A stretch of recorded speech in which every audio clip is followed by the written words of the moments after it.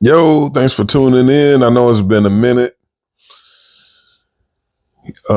This is Jeff Eel, the notary entrepreneur. I'm one of the top notaries in the country, based out of Chicagoland. I'm a full-time notary. I haven't been consistent on videos. It's probably been a couple months because I just bought a house, and I bought a house with notary money. Ain't that some stuff? I bought a house with a 3-bedroom house with a garage, basement, everything fully finished and modeled. Um, I'm using the basement as an Airbnb. The first month, I've been on a little bit less than a month on Airbnb. I signed up with VRBO. I signed up with Trip.com yesterday, and I've had about 6 guests so far. So maybe 4 to 6 guests. I got a guest down there right now. And so I've made this month probably about, I think I'm going to end up with about around $1,000 or so. I think that's decent for my first month. And I'm just trying to, my goal is to cover my mortgage, or at least 60 to 80% would be completely awesome. And that's why when me and my realtor, shout out to Shirley Coker. If you are in Chicagoland and you need a good real estate agent, man, this lady was dope from beginning to end. Shirley Coker with Caldwell Banker. Yeah, Caldwell Banker. Tell her Jeff sent you. Definitely tell her Jeff Veal sent you. But when I was having her to look for a house for me, I told her I want a basement with a separate entrance. So that way the Airbnb guests never have to come into my house. They never come into my house. They come out, I got the smart lock on the back. I got motion lights on the side and the back. I manually turn on the light in the front. Maybe ask me for some pictures and maybe I'll send you some pictures. But mounted TV, I got the 3D wall panels. If you're in Chicago and you need 3D wall panels installed, I could do that for you. Hit me up on my email address. Um, Down there, I've got a microwave, mini oven, mini fridge, mini freezer, full bathroom. I got this nice clear chair that I got from IKEA. It's got a laundry room down there, so I lock up the laundry room. I lock up the furnace so they can't go in there. So I keep all the stuff and all the towels, and I give the guests like 2 bottles of water, popcorn, a little bit of candy, and in the hopes of the principle of give before you ask, because I need that 5-star review because I'm trying to get on that algorithm. I'm trying to boost up that algorithm. So yeah, man, things are going great. Notary Entrepreneur Show. I've been talking about excuse me, getting over this cold. I've been thinking about not thinking about, but I named this channel the Notary Entrepreneur because I'm an entrepreneur. I'm a full-time notary, but I've been an entrepreneur as an adult since like 2010, so like 15, 16 years, something like that. And I've been a hustler my whole life. When I was a kid, I was a door-to-door salesman, and nobody encouraged me to do that. It was just something that I wanted to do. I'm gonna talk about that. Well, I'm gonna talk about it now. It was quick story. I was in the house with my mother, and my mother was like taking a nap, and uh, I was looking at a comic book, and maybe it was one of my brother's comic books, and on the back of it, there's this cartoonish figure, Captain O, and Captain O was the mascot for Olympic Sales Club, and next to him, he's like in a superhero pose, and you see all of these toys, and when you sign up, they send you a catalog of like all occasion cards, birthday cards, etc. And every time you make a sale, you either keep $1 or you get points toward the toys, the aforementioned toys. So yeah, I did that, door to door, man. I started a little car wash when I was a kid with balloons. I thought I was gonna burst water balloons on people's cars, and that didn't go far. I tried doing a detective agency. We went to this lady's house, knocked on the door. I told my friends, let's start a detective agency. They're like, okay. They followed me. We knocked on somebody's door, and it was like, we just started a detective agency, and if there's anything you need us to find, we'll find it for you. And she stood there kind of like confused for a second, and she was like, I think I did lose my bracelet or something in the garbage can or something like that. Maybe y'all can go look for it or something for me or whatever. Then she kind of like thought about it, like, I'm guessing maybe she was like, maybe I shouldn't have these kids going through my garbage. She was like, no, that's okay. But then that was the grand opening, in the words of Jay-Z, grand opening, grand closing. And that was, but I've been doing entrepreneur stuff my whole life. How did I get on that topic? I don't know. But um, yeah, so we've kind of jumped back and forth to a few things. About my house, about my Airbnb. I'm listed on 3 platforms. And for the last 2, and I'm just getting over a cold. So over the last 2 months,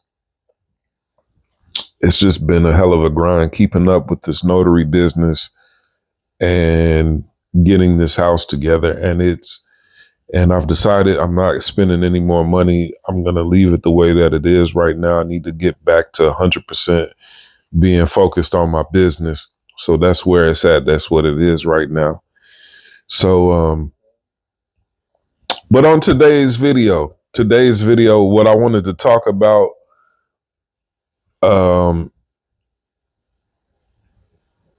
what I wanted to talk about is how you, as a notary, can prevent people from canceling on you. Now, cancellations for me is it's a tough one, because I work with a group of notaries. Some tacos. I had tacos and I see some tacos. I work with a group of notaries, and when I send my notaries out and then the customers cancel, ghost, flake, disappear, vanish, they don't say it, but I feel like they want to blame me, and that erodes the trust. And then depending on the personality, they're going harder on me about trying to hold my feet to the fire. Is this appointment confirmed? Yeah, every appointment is confirmed. But people are unpredictable. You know that. So, so what can you do? I know, I guess I was trying to say all that to say, when you're working with other people, it becomes an even more pressing issue because things like that can lead to a fallout between you and your associates, or it can erode a relationship. But nobody likes to drive to a location, to see a customer and then they disappear. So what can you do? Jeff, what do you do to reduce these things?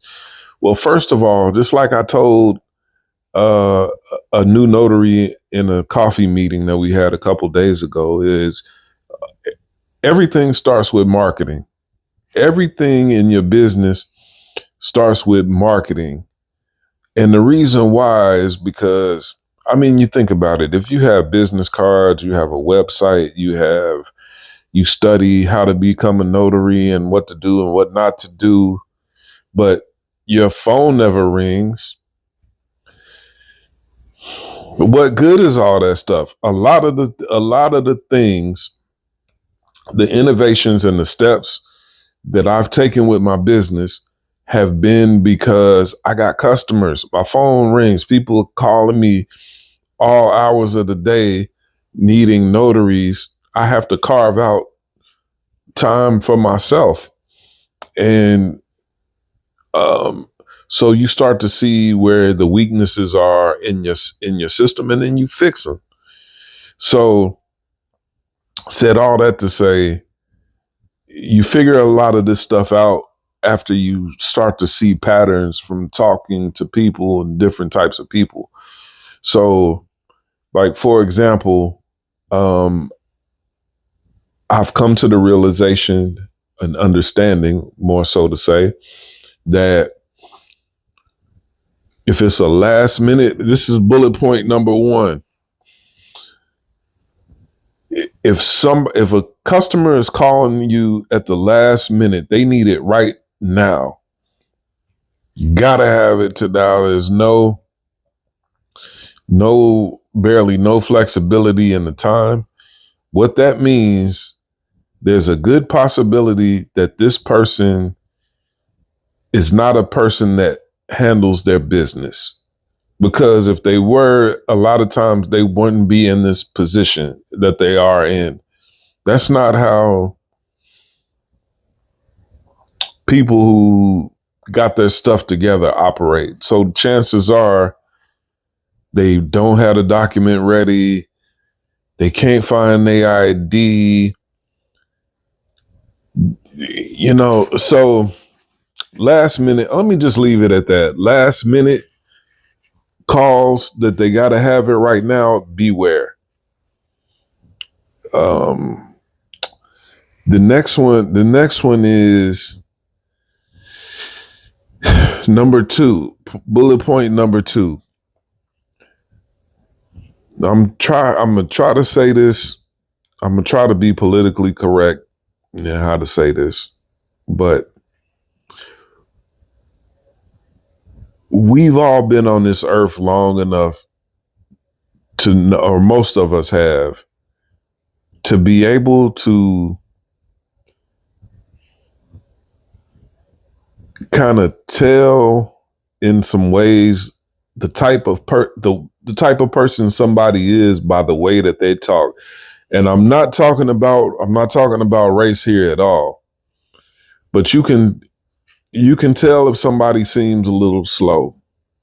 You can tell if somebody sounds a little ghetto, and ghetto goes across all races.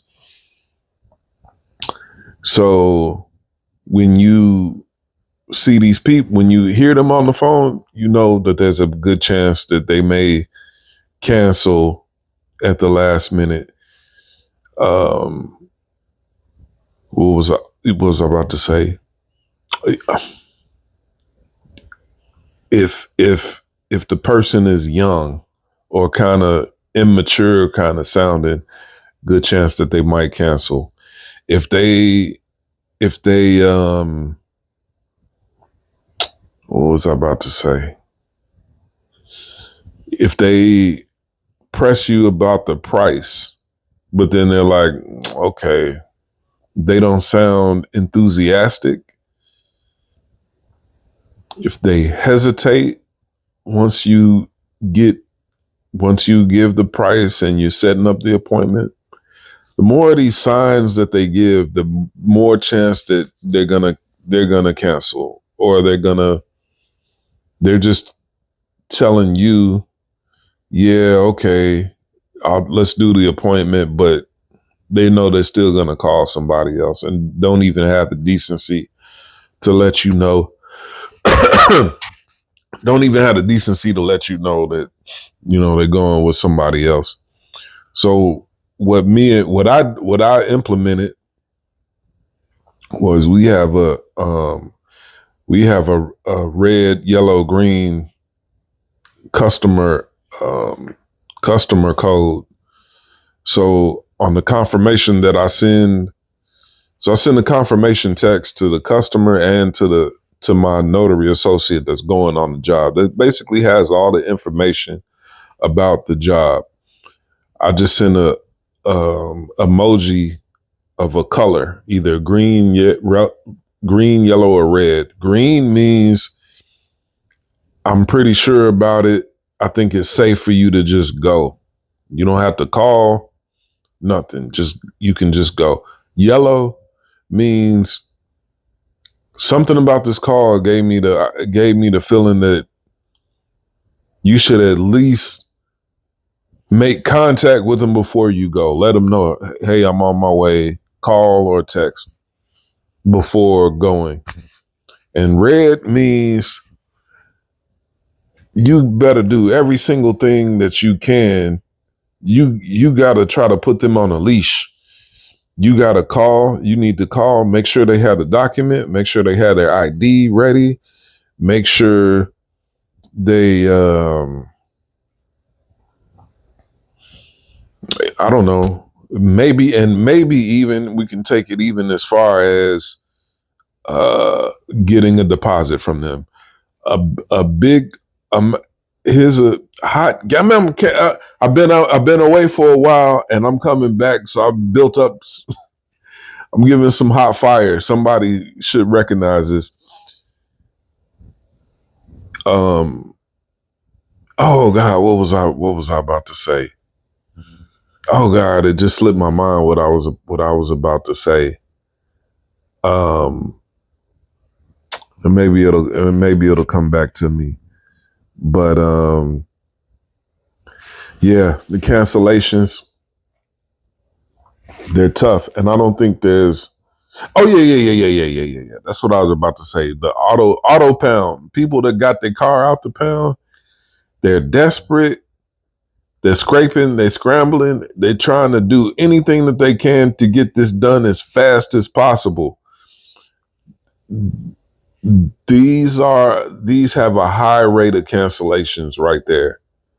So it may be a good practice for you to require a deposit. And what you do is, it's not just a deposit, but the deposit goes toward the total fee. So if they cancel on you, they flake and cancel on you, then you just keep the deposit. And I think that's good because it locks them in. You know what I'm saying? It locks them in. That's all I can say. It locks them in. Nobody's trying to waste 24, but they seem pretty receptive to the deposit because they're desperate, and a lot of times they're just happy that they found a notary that's going to come to them and help them get out of this bad situation. But that one is another one where you need to make sure they have the understanding of how to write the letter, or do they have the letter? Because a lot of times, this just comes with time and experience, is when people call you for a notary, they think that you are supposed to bring the document. So, yeah, that's it for today. I'm back, baby. I'm about to get more consistent. I hope you tuned in. Hope you subscribe, like, share the video to any of your notary friends. Like I said, I do, or did I mention that that I put up the 3D wall panel? And so if anybody is looking for a beautiful wall display to go behind their flat screen, I can say that I do that now. So remember, if you want to go fast, go alone. If you want to go far, go with others. Peace.